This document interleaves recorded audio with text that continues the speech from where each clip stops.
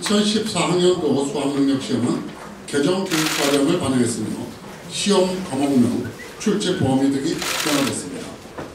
사회탐구, 과학탐구 영역에서 두 과목을 선택해서 응시한 수험생은 각각 99.8%와 99.9%로서 수험생의 대부분이 최대 선택 과목인 두 과목을 선택한 것을 알 수 있습니다.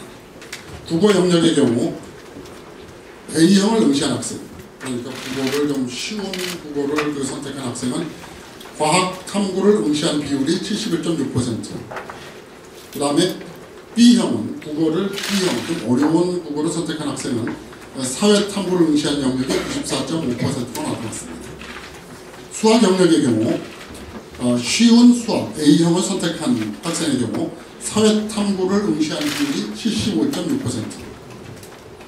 또 국어를 어려운 수학을 선택한 그 학생의 경우에는 과학탐구 응시 비율이 95.9%로 나타났습니다.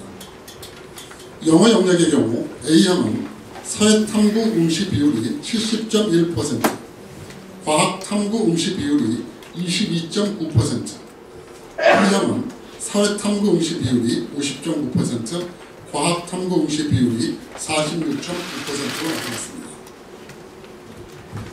국어, 수학, 영어 영역에서 선택 유형별 응시자 현황을 살펴보면 종전의 그 수학능력시험은 인문계, 자연계, 예체능계 이렇게 구별되었었는데 올해서부터 A형, B형으로 구별되면서 선택의 폭이 넓어져서 학생들이 자기에게 맞는, 적성에 맞는 것을 선택할 수 있다 보니까 선택 유형이 굉장히 여러 가지로 나타났습니다.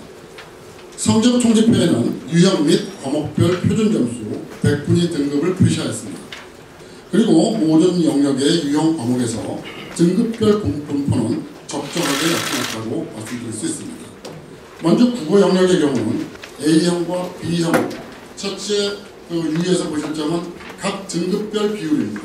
이 9등급 비율은 원래 가장 이상적인 비율이 1등급 4%, 2등급 7%, 3등급 12%, 4등급 17%, 5등급 20%, 그 다음에 계속해서 17%, 12%, 7%, 4% 이렇게 9등급의 비율을 A형, B형 모두 이 비율을 아주 정상적으로 잘 골고루 분포되어 있다고 할 수 있습니다. 이 비율이 골고루 분포되어 있다는 사실은 이 출제된 문항이 난이도가 골고루 출제돼서 어려운 공부를 잘하는 사람과 못하는 사람을 또 쉬운 수능과 어려운 수능을 선택하는 사람을 골고루 변별할 수 있었다 하는 것을 의미합니다. 그래서 등급 구분 점수가 A형과 B형의 등급 구분 점수를 보면 등급 구분 점수가 거의 일치하는 것으로 봐서 난이도 수준에 맞춰서 출제 수준을 잘 조절했다라고 말씀드릴 수 있습니다. 그 다음에 수학 영역의 경우에는 국어나 영어와 달리 출제위원장께서 국어와 영어는 9월달 모의평가와 유사하게 출제하고 수학 영역은 작년 수준으로 출제하겠다 이렇게 말씀하셨습니다. 그래서 A형과 B형을 보면 A형은 약간 쉽게, B형은 약간 어렵게 이렇게 출제가 됐습니다. 그 다음에 영어 영역을 보겠습니다. 10쪽의 영어 영역은 국어 과목과 동일하게 등급 구분 점수와 각 등급별 인원 비율이 국어 영역과 마찬가지로 균등하게